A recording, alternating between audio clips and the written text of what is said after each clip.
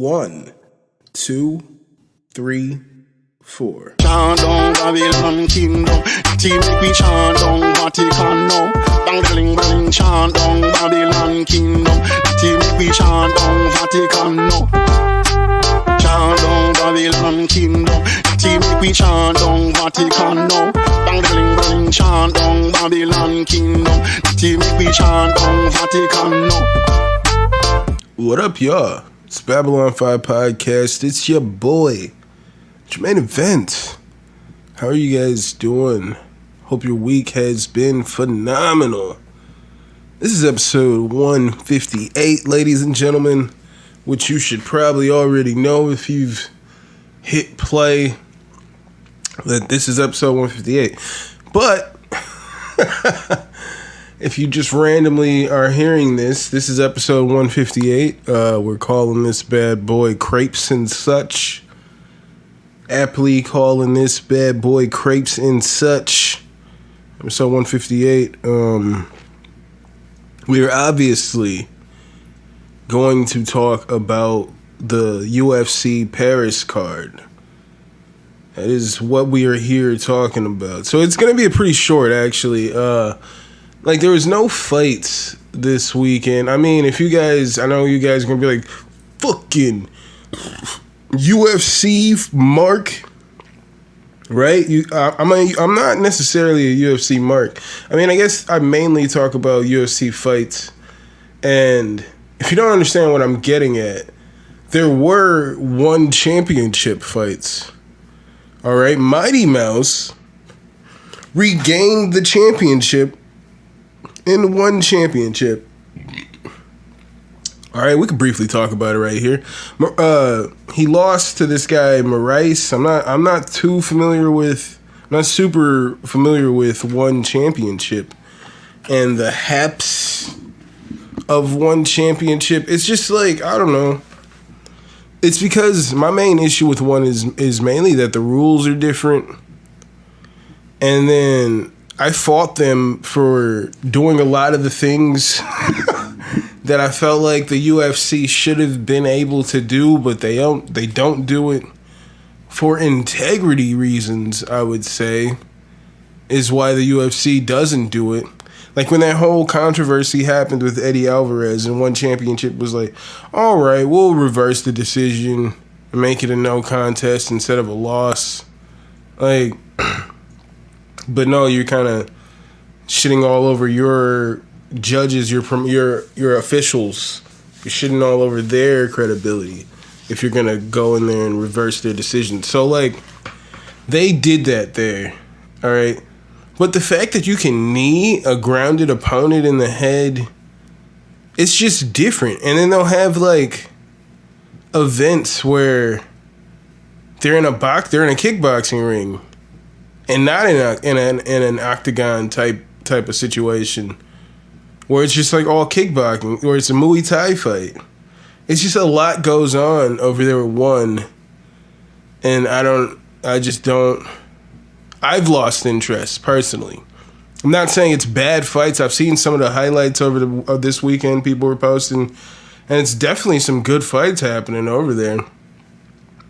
It's just a few of the things that I saw early on when I first heard about one after the trade. I didn't even know one was a thing back in the day. But with DJ, I started watching the fights. But the whole when he got kneed in the head, I was like, what the fuck? That's an illegal technique. But it's like, nah, over in one, they just let this shit go. So I don't know. It's just a weird thing. I'm still trying to understand what the fuck I'm watching with the way the rules are in the UFC. I feel like everybody doesn't know what the fuck they're watching. I'm still trying to do my best job to properly understand what I'm seeing there and bring it back to you. So like I'm saying, there was no fights, and there was Demetrius Johnson fighting. There was the YouTube boxing matches I saw a lot of people talking about, but other than my little rant right there, we're not going to really touch on it too much. Congratulations to Demetrius Johnson on becoming the champion. I think he recaptured the belt. against this guy who, like, the first time he lost to him, I was like, well, that guy's just so much bigger than him. Maybe he bit off more than he could chew, but then he came back and he just styled all over this dude. Styled all over this dude in the rematch. So maybe Demetrius Johnson is the best fighter alive. A lot of people were, now they're, you know, in hindsight, you can say, oh shit, I guess that was a bad trade, Ben Askren for Demetrius Johnson. And I guess, yeah, right now in hindsight, you could. But if that fucking knee that Jorge throws doesn't land, hypothetically, if we're talking about hypotheticals, Ben Askren, let's say Ben Askren beats Jorge in that fight, then Ben Askren goes on to fight for the belt. Potentially he's able to do his wrestling thing and we have a champion there with Ben Askren, who was very good at social media and roasting people. You know what I'm saying? He was very entertaining. I loved it in the time that Askren was there. He was very entertaining. It'd been amazing. Like, what would have happened had he won that fight? So, you know what I'm saying? Like, so yeah, you can look back and say, oh shit, he lost to Jorge and never fought for a belt and ultimately retired, and Demetrius Johnson is still fighting. But you also have to take into effect that Askren was retired when that trade happened. He wasn't an active fighter when that trade happened. I believe he was retired for about a year when that trade happened. So we already weren't getting the best Ben Askren, and they were already. I'm not part of UFC, but you know, over to Japan, this Japanese fight organization, and they were already getting Demetrius Johnson, who was seemingly unstoppable, and then lost a controversial decision to Henry Cejudo, and was then traded to another promotion in his obvious prime. He was like 30, 31 at the time. He was like 30 years old at the time. Clearly in his prime. And we're seeing it in the one fight. So congratulations to Demetrius Johnson. If you guys would like to follow this podcast on Instagram and Twitter, it's at Babylon5Pod. You guys can email this podcast at Babylon5Podcast@gmail.com. You guys can hit that like button anywhere that you're listening to this podcast. I appreciate that so much. If you guys are on Twitch, go ahead and follow your boy at twitch.tv/Babylon5. If you guys want to cop some merchandise, head on over to teespring.com/store/BOFpod-shop. Cop some merchandise. And lastly, don't just be my niche, be my patron. Head on over to patreon.com/Babylon5Pod so you can be my patron. And we are talking about UFC Fight Night Paris, France, ladies and gentlemen, which, because of the time difference, is UFC Fight Morning for me. Alright, this card starts at like 10 o'clock in the morning here? Central Time? My Ninja? Oh, it's 11 o'clock. 11 o'clock a.m. Central Time. And as I said last week, I will not be able to watch pretty much any of these fights. Or maybe I'll be able to watch the main event. Because what I do, I run a cheese department. I run a cheese department in a grocery store. And the particular store that I work at does theater events every Saturday. Sometimes Sunday as well. But my shit is mainly Saturday, sometimes Sunday as well, but mainly Saturday. Every Saturday.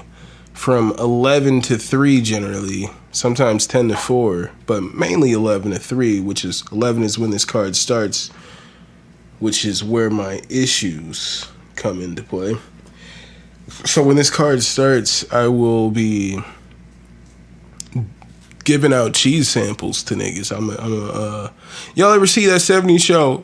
Jackie standing out there giving out them cheese samples. That's me every Saturday. I'm Jackie on that 70s show. I'm the cheese girl, handing out these cheese samples. You know.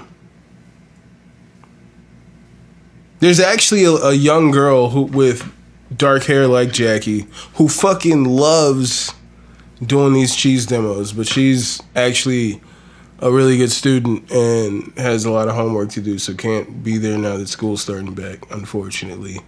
So unfortunately for me, ladies and gentlemen, I'll probably miss the majority of these fights live.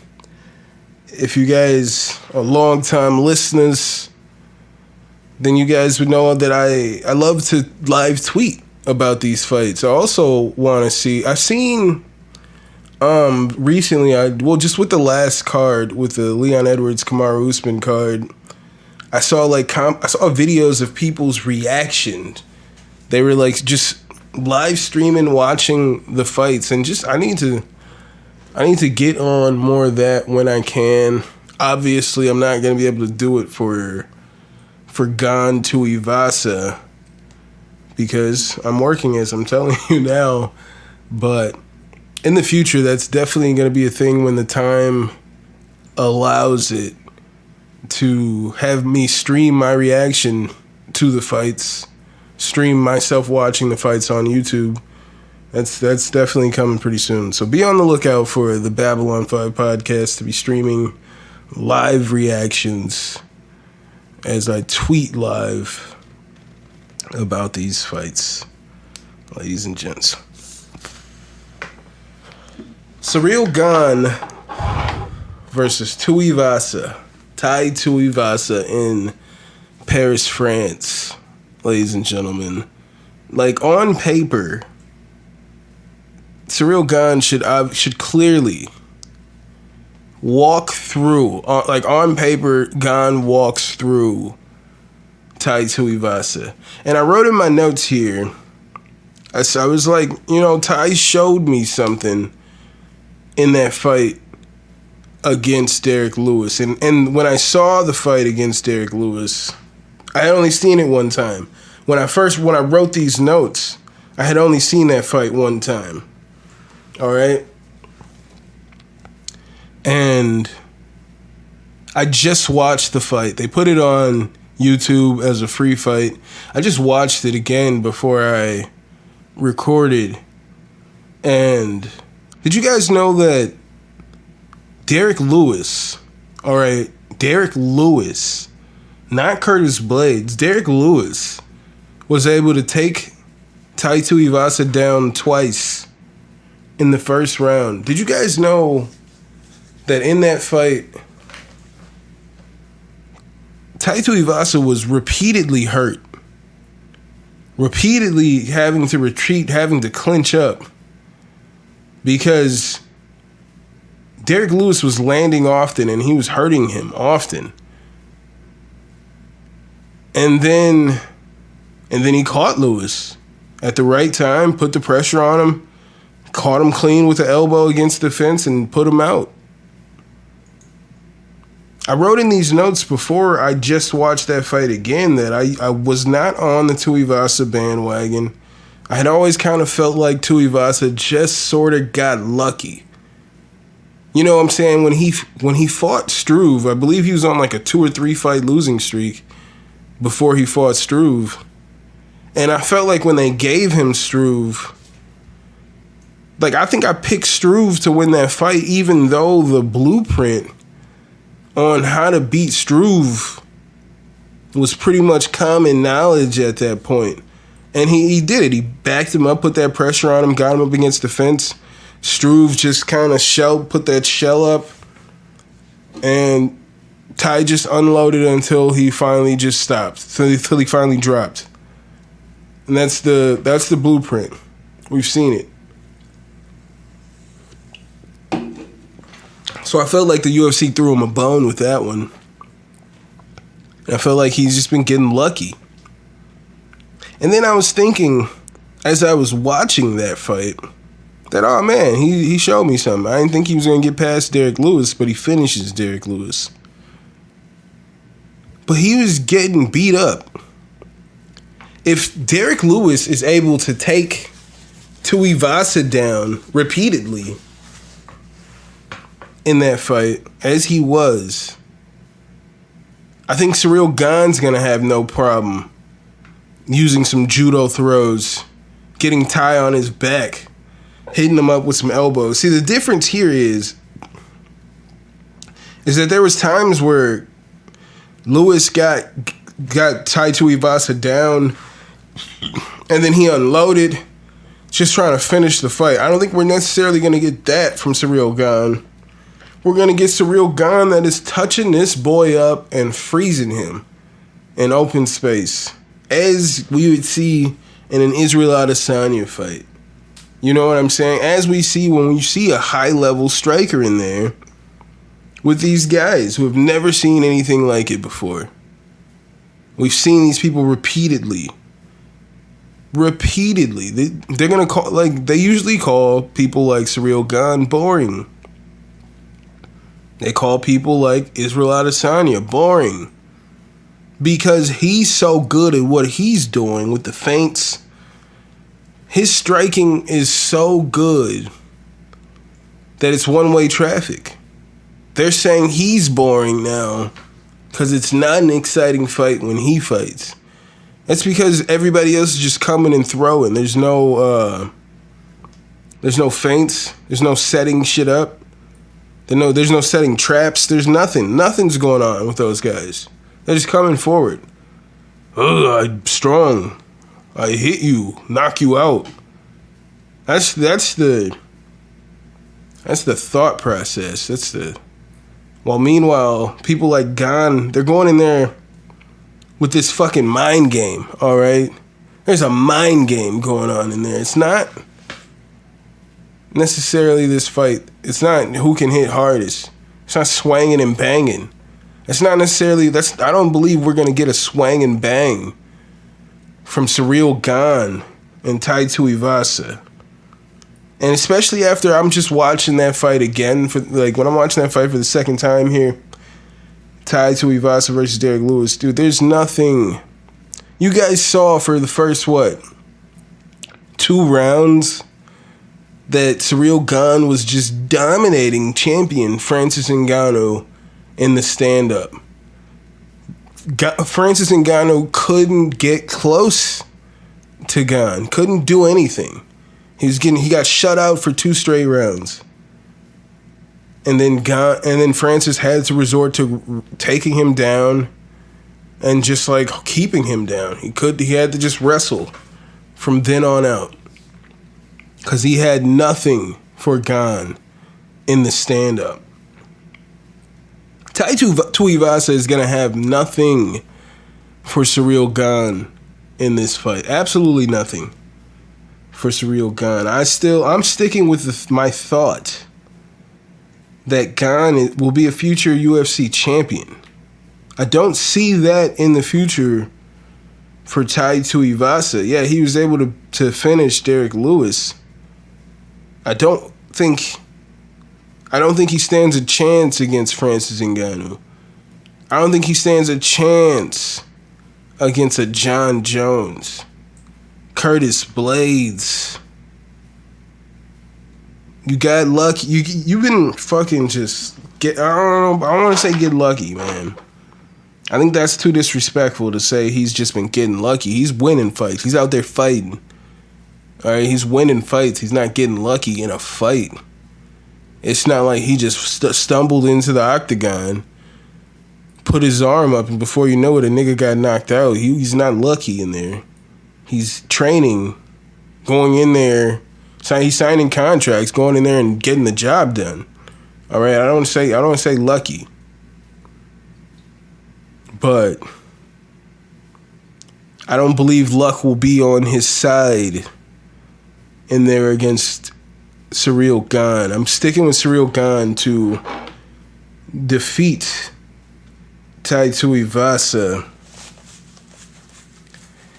He might even finish him. Because I think he just might overwhelm him. I mean, yeah, Ty is tough. Remember how tough we thought Derek Lewis was? And then y'all saw what he looked like in there before he got finished by Gane? Y'all saw, remember how he looked? That's how Ty is going to look after one. He's going to be just in there getting beat up. Getting touched the fuck up.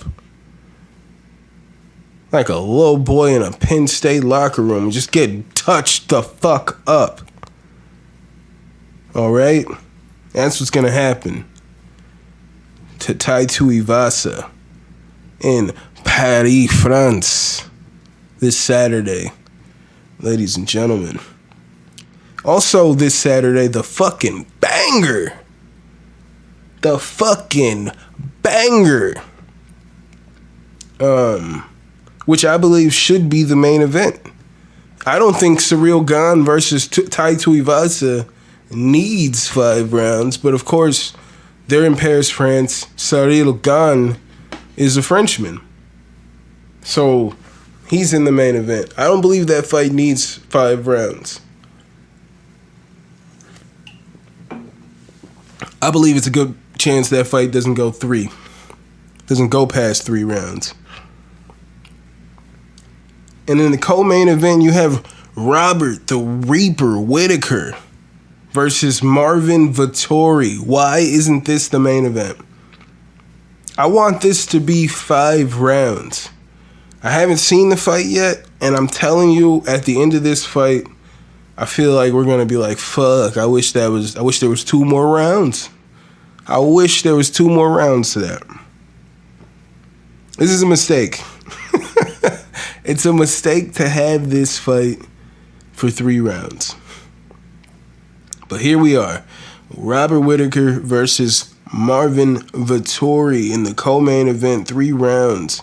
I think this should be a war, ladies and gentlemen. Like, let's not forget that beautiful fight we had between Vettori and Costa. That was a great fight. We know that Robert Whittaker is a warrior and improving. He looked great against Adesanya in their last fight. I think this should be a war. I think fight of the year candidate. And it's going to leave everybody wanting more from this. I don't feel like either of them are going to finish each other. Robert is talking about he's going to be the first person to finish Vettori. I would love to see him do it, you know? I'd love to see him do it, but I don't feel like either one's going to finish each other here. I think this is just going to be a back and forth like fight. I don't know. I mean, I think it's going to be pretty back and forth, but I think if I have to pick one, I'm going to roll with the Reaper to get the victory here via decision. But I feel like I don't think he's going to be able to finish Vettori. I think Vettori's going to keep coming. He's going to keep fighting. It's going to be a war, all right? To me, I think this is going to be similar to one of the Romero-Whittaker fights, except with less power coming back on the side of Vettori as we had from the juiced up Romero, allegedly. And I say juiced up. Fucking Luke Rockhold did an interview where he was talking about how they asked him about Paulo Costa getting drug tested like a couple hours before they did the weigh-ins. And Luke Rockhold was like, yeah, they should do that. He's like, after he fought Yoel Romero, he like is laying in the bed getting stitches and he sees Romero run by where he is, and like then he sees people in black jackets like running after him. And he's just like sitting there like, what the fuck is going on? And they're like, oh, Romero, they haven't gotten Romero to take his post-fight piss test yet. Romero was running through the fucking facility to avoid taking a post-fight drug test. That shit's wild, all right? I don't think, even though Israel did accuse Vettori of being on steroids, I don't believe he is. Even though Adesanya did have that situation where his pec drooped down like a breast, and when they were like, "Hey, so what's up with your pec? It's like drooping down like a breast, like a female breast," and he was like, "Oh, I don't know what's going on." That's your excuse? I don't know. Because it looks like you're taking steroids. And he's like, yeah, I don't know. And then weeks later, like maybe a month later, he's like, you know what? I spoke to somebody about it and they said it's because I smoke weed. Nigga, what are you talking about? What are you talking about? All you niggas are on steroids. You know what I'm talking. Shout out to Nick Diaz, man. All you motherfuckers are on steroids. But this is going to be a great fight. I'm rolling with Robert Whittaker to get this done via decision. I don't believe it should be 3 rounds, but I do believe it will be a banger. I'm hoping I'm done with what I'm doing by that time so I can watch that live. Give you guys some tweets on that bad boy. Also on this card, we got Nasruddin Imavov versus Joaquin Buckley. I think that's a banger right there. If you guys are long-time listeners, then you know for a fact that I am a big fan of Imavov. I believe if I did an end of the year, like who are the top prospects, who's going to have a big 2022, I definitely told you guys about Imavov. So I think Imavov is just going to be better than Buckley everywhere there. I think Imavov is probably going to finish Buckley in this one. I think that's just where I'm going with that one, but I'm excited for this card. Not sure if I will be able to watch all the fights, you know what I'm saying? I'm saying I can go back and watch whatever at my leisure, but we'll see what I do, what I get around to watching before we record episode 159. This, as I'm saying, ladies and gentlemen, is 158, and it's pretty short. As I said, we didn't have any fights this weekend. I didn't want to talk too much, say too much, but you look like you're turning. Anywho, didn't want to say those lyrics.